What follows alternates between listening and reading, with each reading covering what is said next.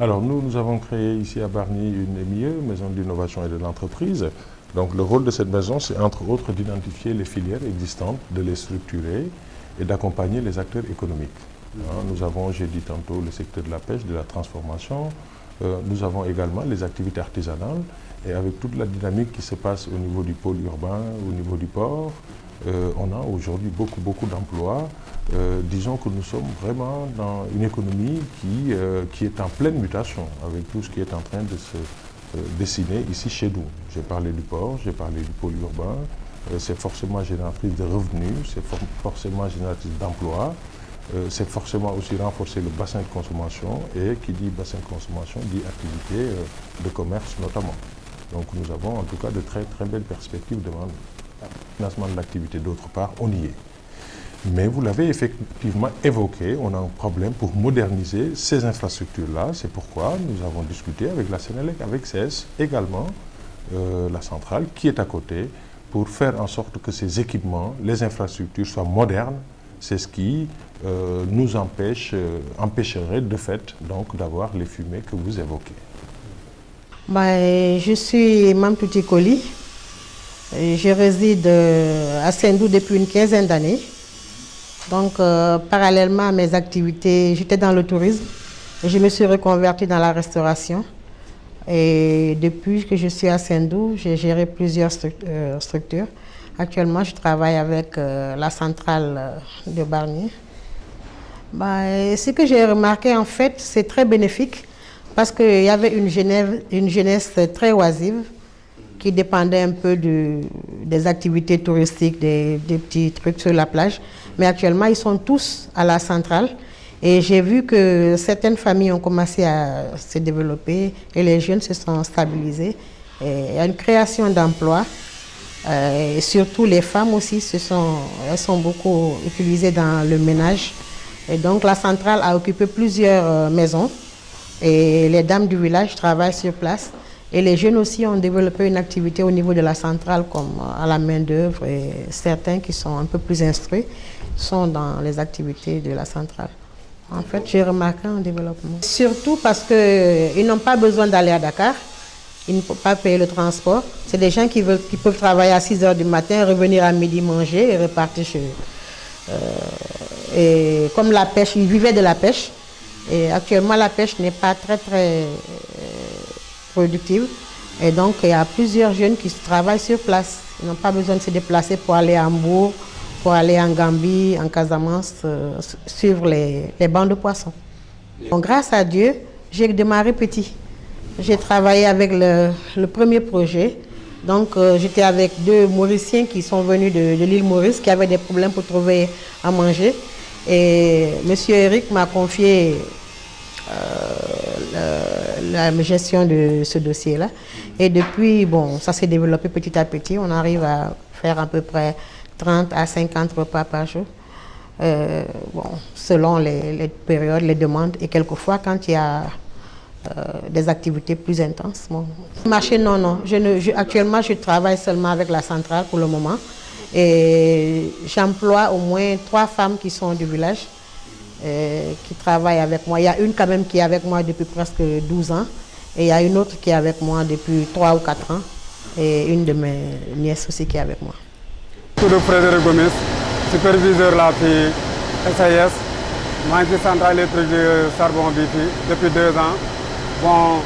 Li ma mën a wax mooy ci wàllu centrale bi nekk na loo xam ne initiative bu rafet la li fi état bi def parce que fii boo xoolee gox yi nga xam ne comme Bargny Sendou ak Minam bëri na jeunes yoo xamante ne fii ñu ngi ñëw fi di fi suturewu te la plupart ci jeunes yi fii am na ñoo xam ne teewuñu woon ci dara mais depuis ba ñu ñëwee fii nii dañ leen jël ñuy liggéey fii parce que emploi bi bëriwoon na fi trop ba nga xamante ne ñu si bëri gis nañ fi seen bopp am na si ñoo xam ne sax dem nañ ba jàng fi métier ci wàllu domaine yu bëri comme wàllu soudure wàllu soudrerie ak ay fitteurs maanaam mooy monteurs yi fi nekk te loolu yëpp nekk initiative bu rafet li may ñaax mooy instant bi mooy wax gars yi que centrale bi am na fi njëriñ trop parce que par exemple fu mu toll nii ñu mu dimbali si ay nit ñoo xam ne si gox bi nii surtout waa Bargny ak waa Sendou ak waa Minam mooy dëkk bi nekk à côté booy dem côté géej mu nekk loo xam ne lu ñuy rafetlu la moo tax tamit aussi tamit initiative bi nekk na initiative bu rafet te fii nii tamit ñu bëri fii jëlee nañ fi xam-xam même bi nga xamante ne fii bu si seen wërsëg en cas bu fekkee jeex na sax mën na leen servir feneen parce que vraiment c'est taxaw na gars yi taxaw bu rafet fii nii xam nga taxaw na gars yi taxaw bu rafet boo xam ne te ñu ngi ciy rafetlu man mi nga xamante ne ñëw naa fi gën naa fi yokk expérience ci wàllu superviseur parce que am na fu ma jotoon jaar am na expérience yu bëri yoo xamante ne jotoon naa ko jaar ci entreprise mais ba mu fi ñëwaan jàngat naa lu bëri ci wàllu indien am na lu bëri loo xam ne formé nañ ma ko ci wàllu CSM am na yu bëri yoo xamante ay séminaire ay formation yoo xam ne subir naa ko fi te loolu nekk na loo xam ne atu boo xamante ne bu may rafetlu la muy man ak yeneen ouvrier yi fi nekk nii mooy nekk loo xamante ne moom laay wax di rafetlu ci kontaante googu noonu. Momar Pouy je suis de Bargny Bargny laa dëkk Bargny laa juddoo fi laa yoroo waa Bargny laa maa ngi liggéey ci centrale bi depuis bientôt 1 an 6 mois maa ngi liggéey ci centrale bi. Je suis à la fabrication. Beaucoup d'expérience. J'avais de l'expérience avant parce que moi j'ai travaillé avec les Européens, j'ai travaillé dans les bateaux. Mon navigateur là, il y avait 28 ans de navigation. Après, on a navigation, nous sommes top et nous proposons une centrale. Nous sommes venus à Bob 7, nous sommes en ligue. Mais qu'est-ce que nous avons avant, je suis bien que j'étais dans le métier, mais c'est une expérience de vie. Parce que pour le turbine, j'ai travaillé avec des générateurs. Liggéey naa générateur def naa liggéey naa machine 1200 volts 1200 horsepower liggéey naa ak moom mais bu ñëwee fii gis naa fi la nga xamante ne ni xaw ma ko woon wax dëgg yàlla xaw ma ko woon bu ñëwee suñu expérience yokku na fi te aussi fekk naa fi ay booy Bargny ay booy Sendou ay booy Minam yi nga xamante ne il ne connaissait que la mer géej la nga xamoon il ne connaissait rien mais bi ñu leen andee fii ñu commencé liggéey ak ñun ñi nga xamante ne xaw nañu am tuuti expérience ñu di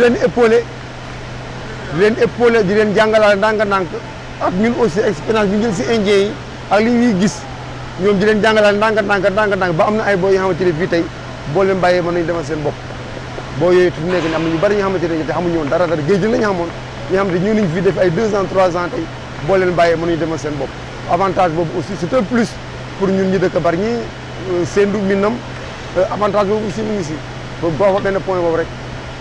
maa ngi tudd Pape Abdoulaye Gningue dëkk Tëngéej di liggéey ci benn société bu ñuy wax Costec nekk fa sous-traitant waaw centrale bi def naa fi 2 ans moo fi nekkee ba léegi vraiment aw ma fi benn problème xam-xam laa fi jëlee aussi ci liggéey gis naa fi yokkute ci liggéey parce que gis naa fi système de liggéey yoo xamante ni rarement laa ko daan gis mais ci biir centrale bi laa ko gis loolu noonu nekk yokkute xam-xam yokkute mën-mën loolu gis naa ko ci centrale bi ñi ma fi liggéeyal aussi ci wàllu am-am wax dëgg neex yàlla la ma warloog ñoom ñu ma koy jox loolu tamit gis naa ko yokkute ci centrale bi waaw ñun ñi fi nekk ñëpp tamit vraiment secteur par secteur la quoi parce que centrale bi domaine par domaine la centrale la ñu wax waaw domaine par domaine la xamante bi rek dafa doy aussi liggéey bi tamit xam-xam bi xam nga yeneen des fois sax nga dem ci yeneen des fois sax nga dem ci beneen domaine nit sax mu di la expliquer